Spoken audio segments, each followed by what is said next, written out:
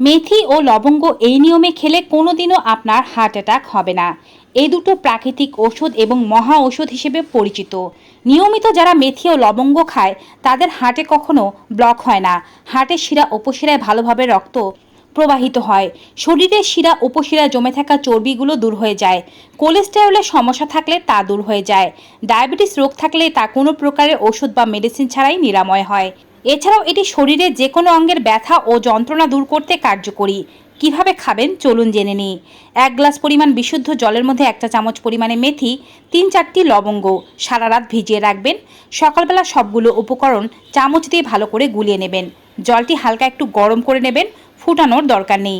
হালকা গরম এই জলটি সকালবেলা বাসি পেটে সেবন করবেন টানা 21 দিন। 21 দিন খাওয়ার পরে প্রত্যেক সপ্তাহে 2 থেকে 3 দিন করে খাবেন এভাবেই মেথি ও লবঙ্গ। শুধুমাত্র জলটি পান করবেন, দানাগুলো ছেঁকে ফেলে দেবেন।